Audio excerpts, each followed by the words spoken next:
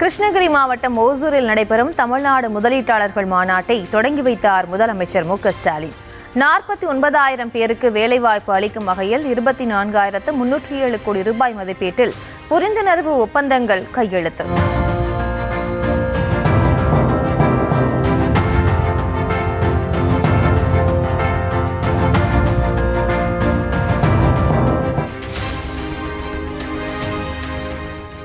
தொழில் முதலீட்டில் நமது சாதனையை நாமே முறியடித்துக் கொண்டிருக்கிறோம் என முதலமைச்சர் மு.க.ஸ்டாலின் பெருமிதம்.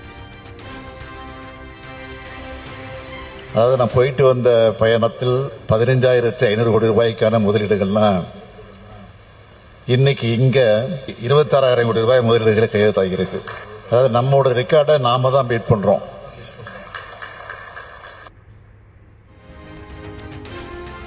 புரிந்துணர்வு ஒப்பந்தங்களில் 77% அளவுக்கு செயல்பாட்டிற்கு வந்திருப்பதாகவும் முதலீட்டாளர்கள் மாநாட்டில் உரை. வந்ததிலிருந்து கையெழுத்திட்ட வகையில 77% புரிந்துணர்வு ஒப்பந்தங்கள் செயல்பாட்டுக்கு வந்திருக்கு.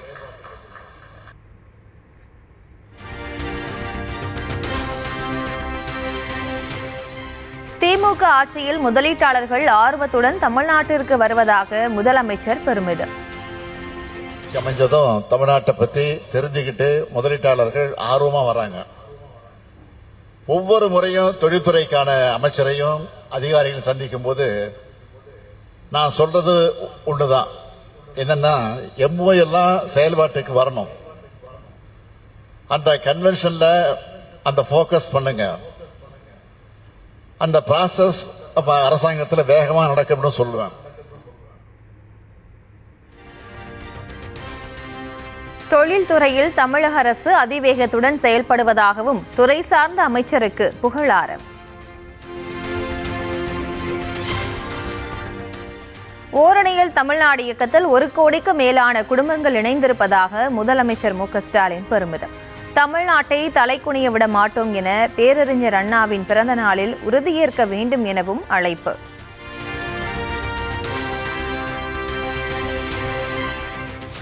திருப்பூர் மாவட்டத்தில் இன்று 2வது நாளாக அதிமுக பொதுச் செயலாளர் எடப்பாடி பழனிசாமி சுற்றுப்பயணம். தாராபுரம், மடத்துக்குளம், காங்கேயம் சட்டமன்ற தொகுதிகளில் பரப்புரை மேற்கொள்கிறார்.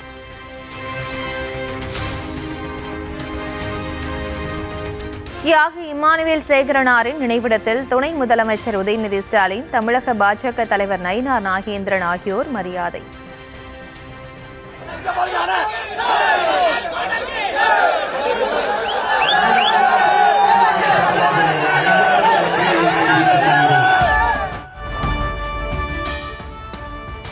திருப்பூர் மாவட்டம் உடுமலைப்பேட்டையில் தாம் தங்கியுள்ள விடுதியில் இம்மானுவேல் சேகரனாரின் உருவப்படத்திற்கு எதிர்க்கட்சித் தலைவர் EPS அஞ்சலி.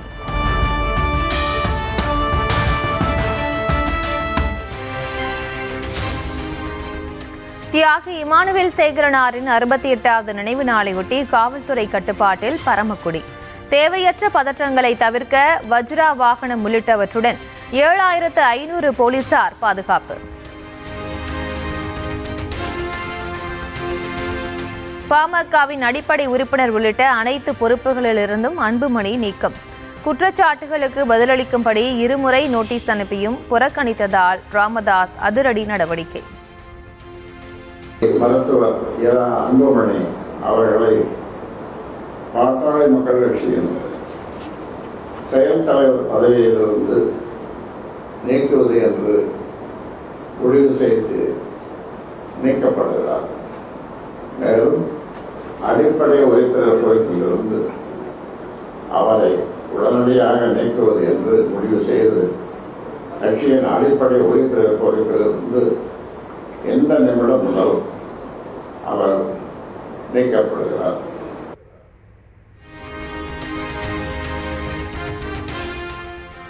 பாமகவின் நிறுவனரான ராமதாசுக்கு நிர்வாக அதிகாரம் எதுவும் இல்லை என பாமகவின் செய்தி தொடர்பாளர் பாலு விளக்கம். கட்சியுடைய நிறுவனர், ஆனால் அதே வேளையில் நிர்வாக பணிகளை மேற்கொள்ளக்கூடிய அதிகாரம் என்பது அவருக்கு வழங்கப்படவில்லை. அன்புமணியை நீக்குவதாக ராமதாஸ் வெளியிட்டுள்ள அறிவிப்பு கட்சி விதி மற்றும் தேர்தல் ஆணைய விதிப்படி செல்லாது எனவும் பேட்டி. கட்சியினுடைய அமைப்பு விதிகளின்படியும் தேர்தல் ஆணையம் சமீபத்தில் வழங்கியிருக்கக்கூடிய அந்த அங்கீகாரம் உத்தரவின் அடிப்படையிலும் செல்லத்தக்கது அல்ல.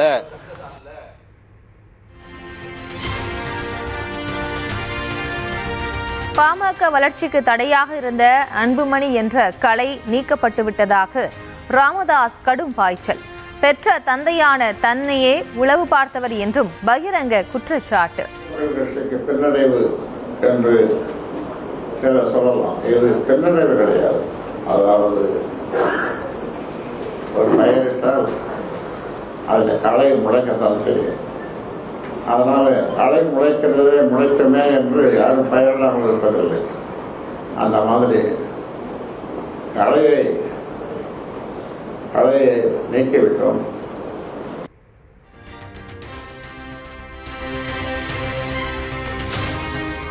உளவு பார்க்கும் பழக்கம் அன்புமணிக்கு கிடையாது என பாமக வழக்கறிஞர் பாலு திட்டவட்டம்.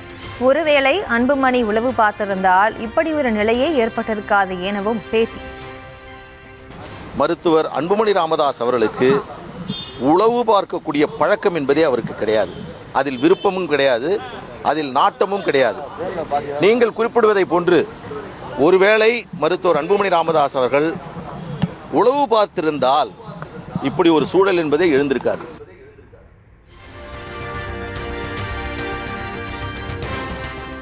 தந்தையுடன் பிணக்கு வேண்டாம் என அரசியல் தலைவர்கள் குடும்ப உறுப்பினர்கள் எடுத்து சொல்லியும் அன்புமணி மதிக்கவில்லை என ராமதாஸ் குற்றச்சாட்டு.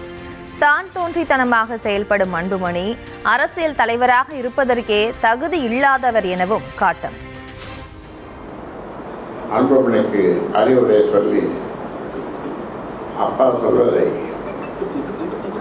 கேட்டு நடந்து கொள்ளுங்கள் என்று சொன்னபோது அவர் எதையும் கேட்காமல் மதிக்காமல் போனது.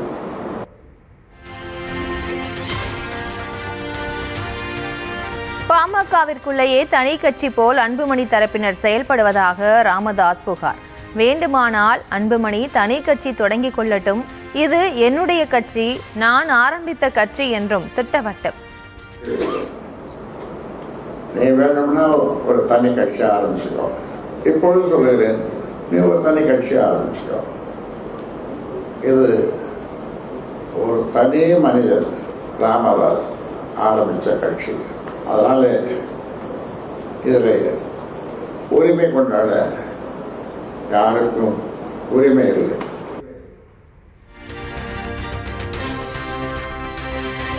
பிரச்சனைகள் குறித்து தன்னுடன் 40 முறை பேசியதாக அன்புமணி கூறுவது அனைத்தும் பொய் என ராமதாஸ் குற்றச்சாட்டு.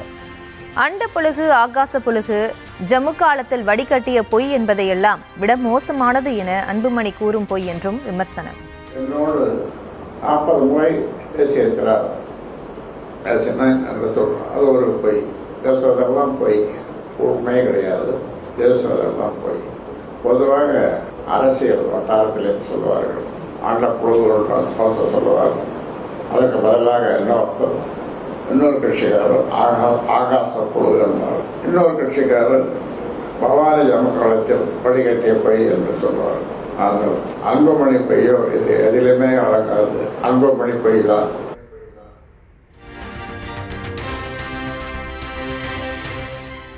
இன்று முதல் ராமதாஸ் என்கிற தனது பெயரை அன்புமணி பயன்படுத்தவே கூடாது என கண்டிப்பு. பெயருக்கு முன்னால் ஈரா என இனிஷியல் மட்டுமே போட்டுக்கொள்ளலாம் என்றும் அறிவிப்பு. ஈரா என்ற தலைப்பெழுத்தை போட்டுக் கொள்ளலாம்.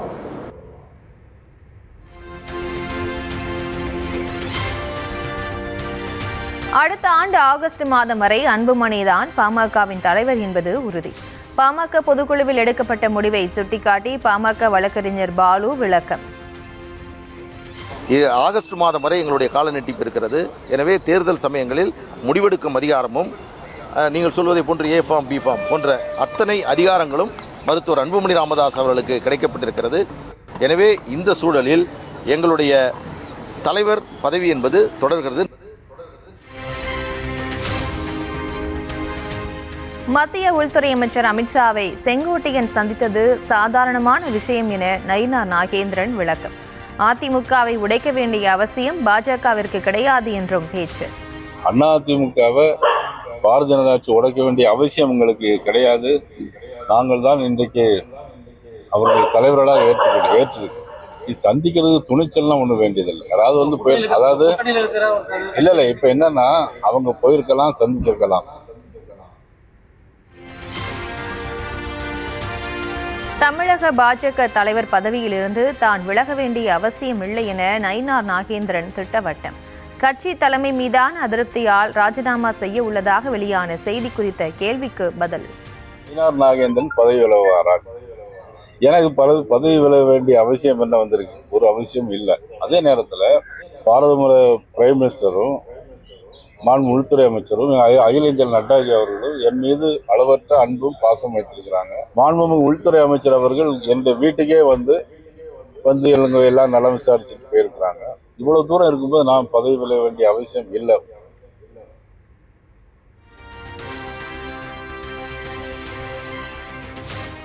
போதைப்பொருள் கடத்தல் விவகாரத்தில் திமுகவை தொடர்புபடுத்தி இபிஎஸ் பேசியதை எதிர்த்து தொடரப்பட்ட வழக்கு.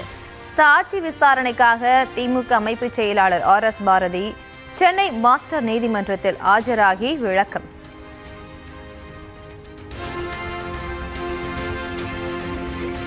அதிமுகவின் பொதுச் செயலாளராக இபிஎஸ் இருப்பது திமுகவுக்கு நல்லது என உதயநிதி பேசியது சரிதான். இபிஎஸ் பொறுப்பேற்ற பிறகு அதிமுக எந்த ஒரு தேர்தலிலும் வெற்றி பெறவில்லை என டிடிவி தினகரன் பேட்டி. தாண்டி பழனிசாமி அதிமுகவின் பொதுச் செயலராக இருப்பதுதான் அவர் எதிர்க்கட்சி தலைவராக இருக்க வேண்டும் என்று துணை முதலமைச்சர் சொல்வதிலிருந்து 19 தேர்தலிலிருந்து திமுக கூட்டணியின் வெற்றிக்கு காரணம் பழனிசாமி என்கிற சுயநல துரோக சிந்தனை உள்ள நயவஞ்சக மனிதர் தான் என்பதை அவருக்கு கிளியரா எல்லாருக்கும் தெரிஞ்சிருக்கும்.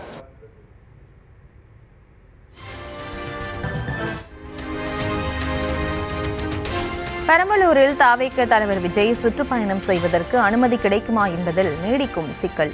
பிரச்சார திட்டம் குறித்து பேச அழைத்தும் தாவேக நிர்வாகிகள் வரவில்லை என போலீஸ் தரப்பும் அனுமதி கொடுக்க மறுப்பதாக தாவேகாவினரும் மாறி மாறி குற்றச்சாட்டு.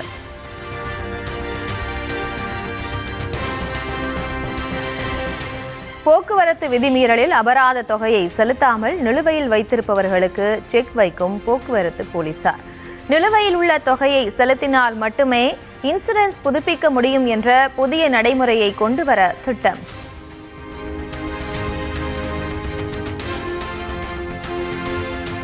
கள்ளக்குறிச்சி மாவட்டம் திருக்கோவிலூரில் புதிய பேருந்து நிலைய அடிக்கல் நாட்டு விழாவில் சலசலப்பு. MP ரவிக்குமாரின் புகைப்படம் இல்லாமல் பேனர் வைக்கப்பட்டதற்கு விசிகாவினர் எதிர்ப்பு தெரிவித்ததால் புகைப்படம் அச்சிடப்பட்டு புதிய பேனர்.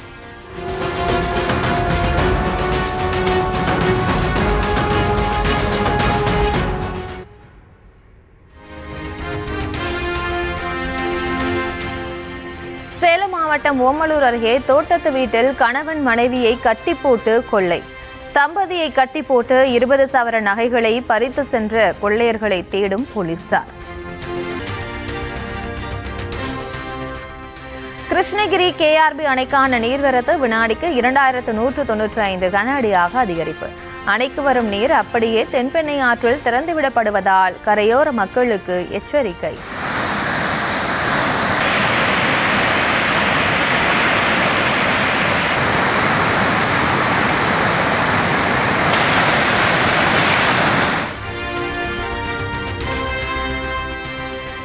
திருச்சி அருகே உப்பிலியபுரத்தில் அரசு பள்ளிக்கு விடுமுறை அளித்து உங்களுடன் ஸ்டாலின் முகாம் நடத்தப்பட்ட விவகாரம். உப்பிலியபுரம் வட்டார வளர்ச்சி அலுவலர் செந்தில்குமாரை பணியிடை நீக்கம் செய்து மாவட்ட ஆட்சியர் நடவடிக்கை.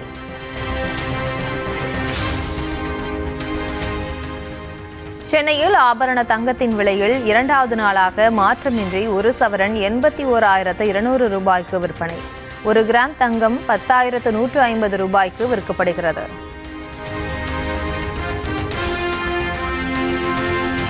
உத்தரப்பிரதேசத்தின் வாரணாசியில் பிரதமர் மோடியுடன் மொரீஷியஸ் பிரதமர் நவீன் சந்திர ராம்கோலம் சந்திப்பு. இரு நாட்டு உறவுகள் குறித்து தலைவர்கள் முக்கிய பேச்சுவார்த்தை.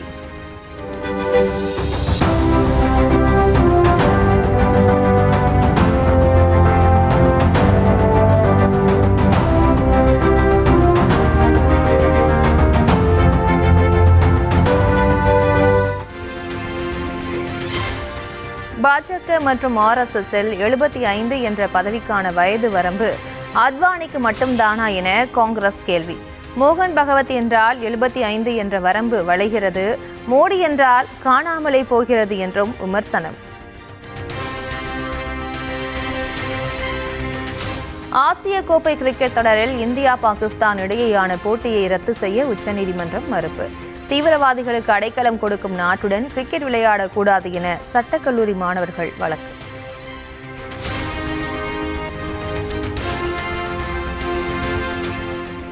பல்வேறு மாநிலங்களைச் சேர்ந்த 5 பயங்கரவாதிகளை கைது செய்துள்ளதாக டெல்லி போலீஸ் அறிக்கை. வெடிகுண்டுகள் தயாரிப்பதற்கான மூலப்பொருட்களை கைப்பற்றியுள்ளதாகவும் தகவல்.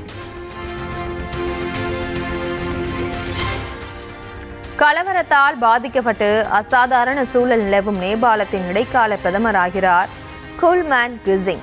மின்துறையின் முன்னாள் நிர்வாக இயக்குநராக பணியாற்றியவரின் பெயரை போராட்டக் குழுவினர் பரிந்துரைத்த நிலையில் அறிவிப்பு. தமிழ்நாட்டின் பல்வேறு பகுதிகளிலும் உள்ள கோவில்களில் சிறப்புற நடைபெற்ற திருக்குட நன்னீராட்டு பெருவிழா.